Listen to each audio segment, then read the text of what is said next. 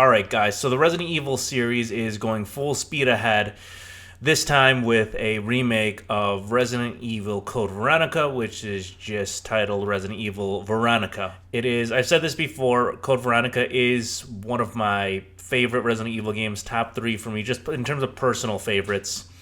But there are a lot of flaws with the game, and I've seen a lot of discourse among fans with this game critiquing a lot of aspects of it. Some are fair, some I think are a little unjust and unnecessarily being nitpicky with the game. But that being said, there are a lot of things that Capcom can do to just smooth out some of these little bumps in the original Code Veronica. So that brings me to a lot of potential new features that they could implement. One of the things I've said, and this applies to much later in the game, because you don't really see the real version of Alexia Ashford in the beginning. Spoiler alert, if you haven't played the games, I'll probably spoil a little bit of the story. Alexia in the first half of the game is still in cryogenic sleep, so she is not physically there. It's Alfred dressing up as Alexia to preserve the illusion that she is real and that she is there in that space, although it's not really Alexia. However, once the real Alexia awakens, it's all hell breaking loose, and she is out for blood.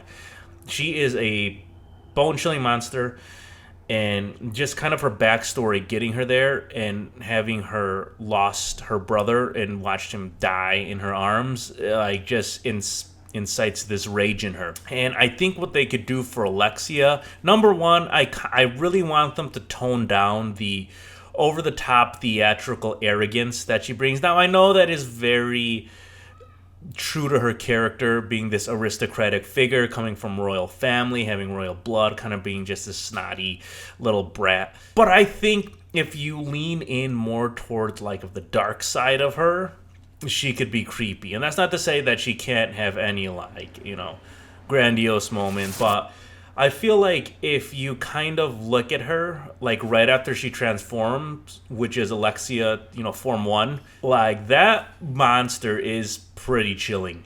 Not only does she have an incredibly strong insta-kill attack where she can light you on fire, but her demeanor is very kind of unsettling.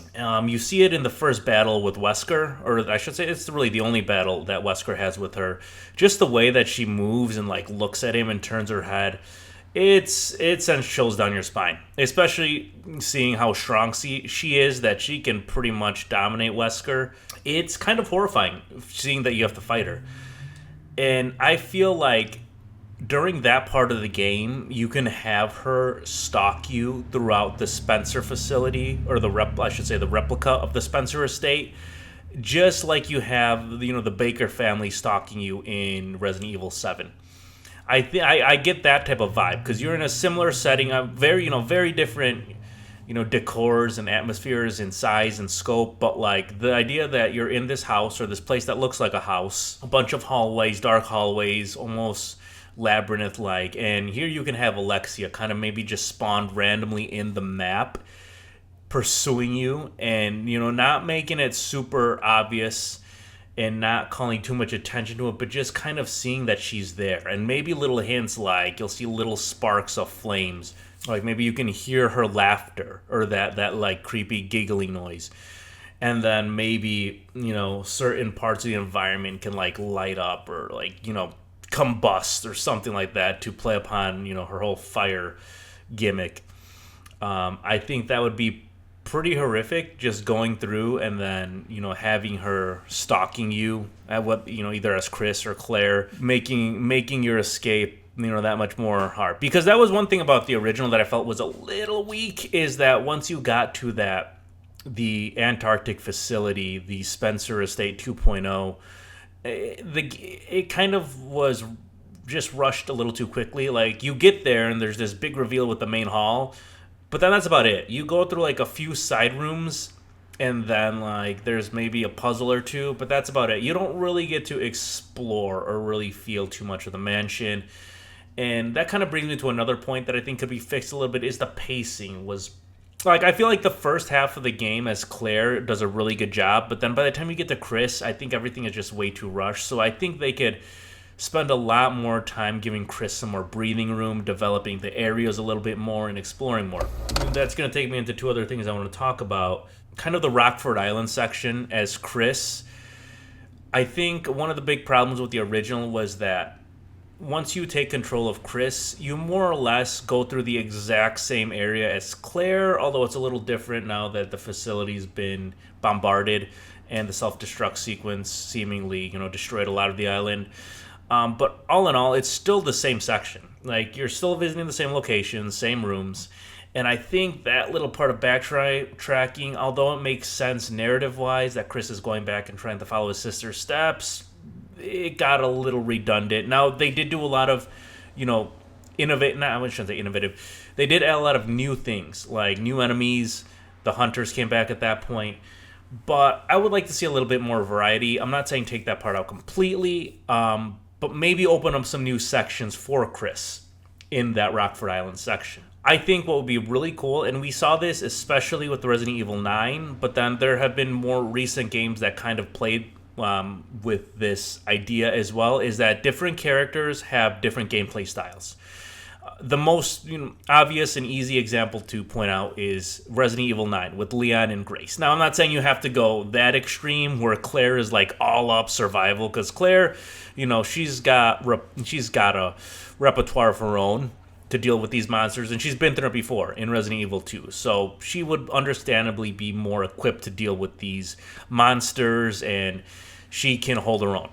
So you don't necessarily have to go like full-on survival element like we saw with Grace or in Resident Evil 7, but maybe make her game a little bit more traditional survival horror, and then Chris's can be a little bit more action-y. Definitely don't go over the top like Leon in Resident Evil 9.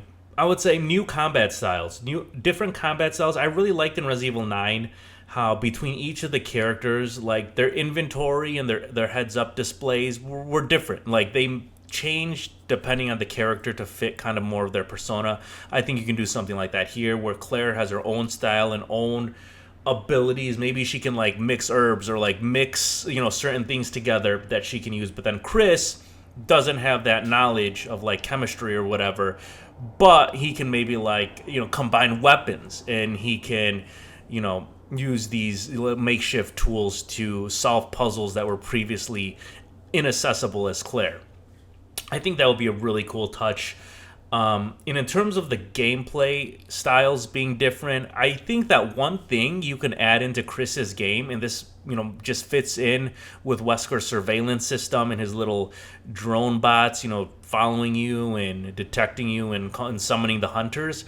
I think we can have a little bit of like a stealth section in Chris's game, which I think will be very effective, because you get these little, I think they're called scanners, where it's like they're literally just like these little robots that go around, I guess, detecting movement or motion or whatever, and if they catch you, an alarm goes off and then a hunter enters the room. That might be really tense if like you really emphasize those moments and you give the player a much better chance of avoiding them. They were kind of hard to avoid in the original. I think this could be a cool section, almost like the Metal Gear Solid 1 cameras, where it's like you have the field of vision and you can see it in your little map. I think you can kind of implement something like that. Of course, it's not going to be a full-on Solid Snake experience, but just a little bit of stealth to reward players who are able to get through that area so that they don't have to fight the hunters. And then make it like, to go on the other side of that, like make it even worse. Like if you get caught, like the hunter ambush could be really deadly, or it could take up a lot of resources, or it could kind of like really mess you up. The enemy battles I think could be really cool. OG Code Veronica had a lot of new unique enemies. You have the Bandersnatches, you have the Gulp Worm, you've got the Albinoid water monster, and the bosses on top of that too. Like the Nosferatu fight, I just have a feeling that the Nosferatu boss is gonna be really intense for some reason in this game.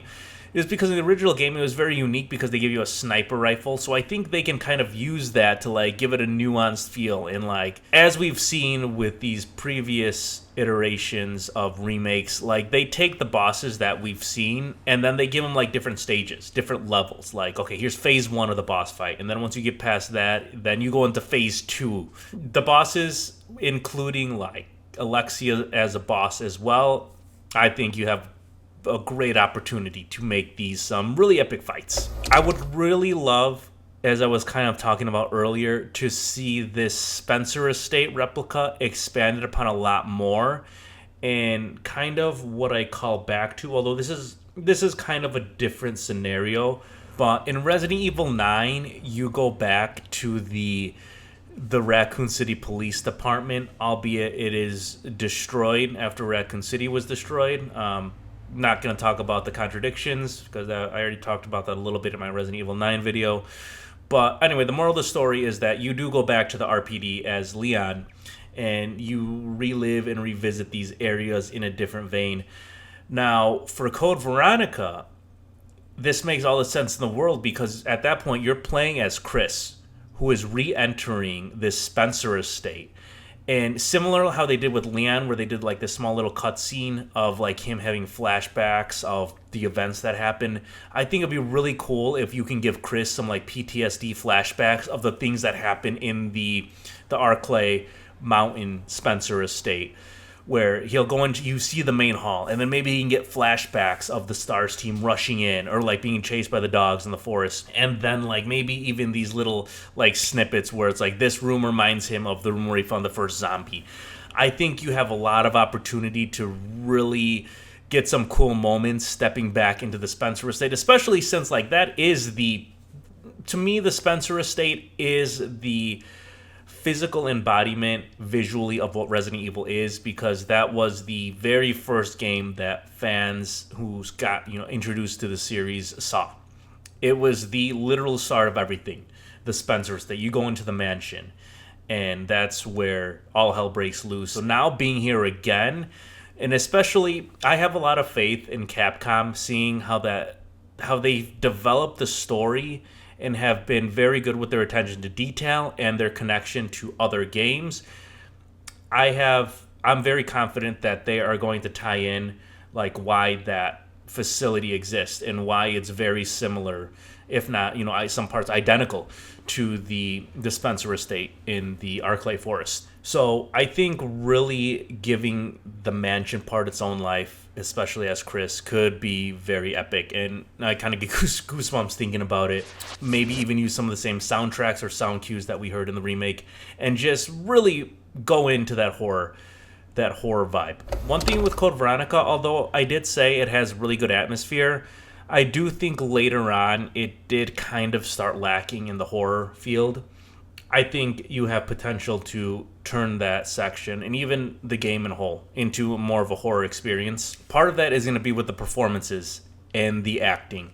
I think that's one thing that really held down the original Code Veronica, and it's one thing that a lot of people actually, make fun of about the game, was that some of the deliveries, some of the lines, some of the performers were just a little too over the top, comical at best, and just insufferable at worst. A lot of people hate Steve.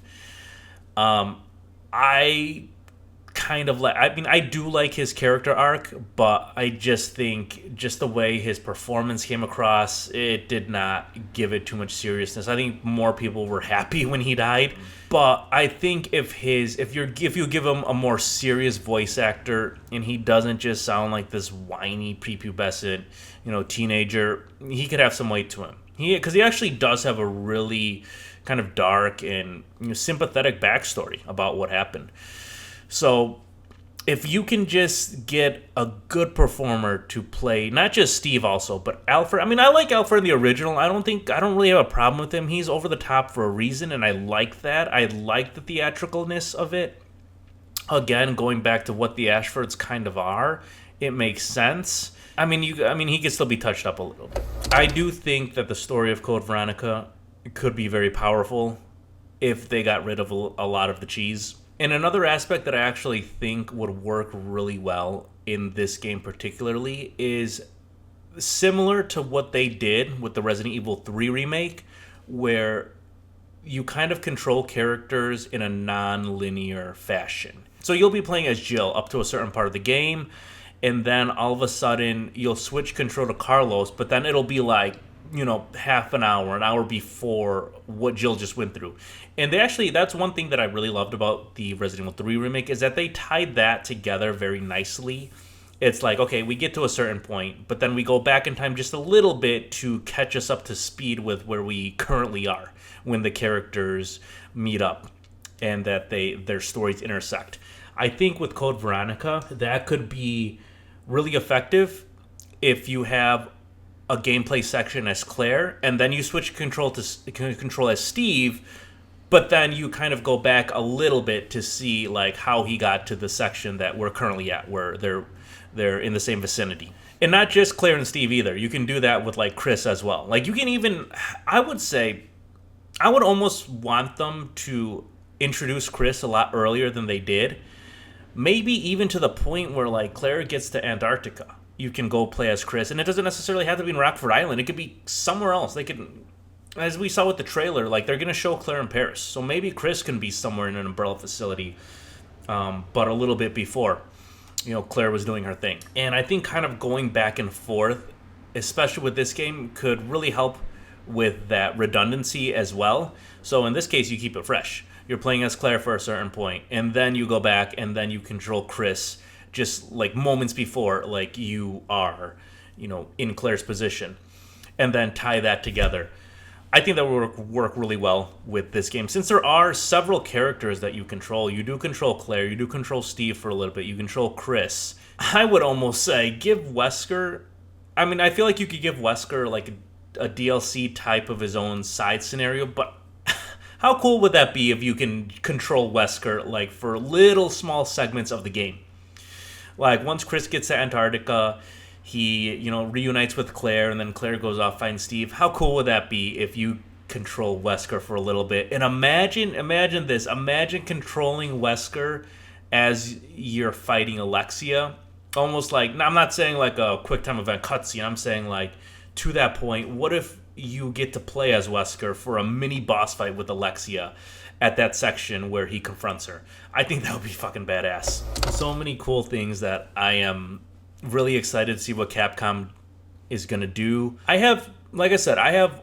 We as fans have all the reason in the world to be very optimistic about this game because Capcom over the past, I would say, 10 years have been cooking.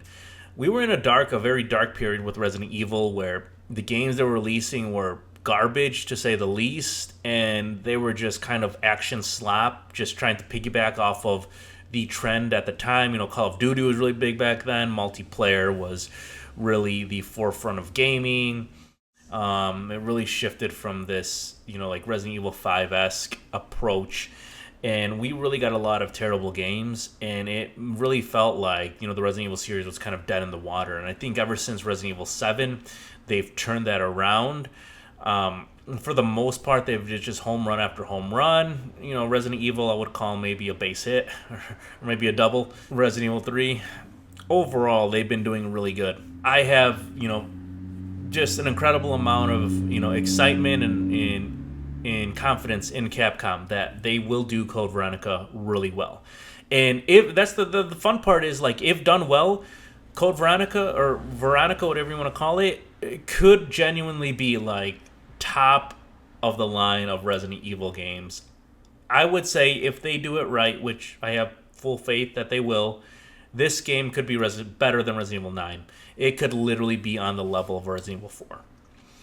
And I think that's much deserved because I think Code Veronica as a game was very much overlooked and underappreciated, and I think this is a chance to really shine. So I just kind of want to talk a little bit about what I think we could see with this remake and some of the little changes they can implement and just some cool little things. Now, will they implement everything that I just talked about? No, of course not. And that's not going to make it a bad game by any means. I'm just spitballing ideas, especially kind of using what they've done with the past, couple of Resident Evil games as a basis. It's just the potential's there. The potential is there. And I'm really excited I haven't really been this hyped up for like a release of a Resident Evil game. I was pretty excited about 9, but this one is I think I'm gonna be as excited about it as I was when Resident Evil 2 remake came out, just because it's gonna be something. It's gonna be good.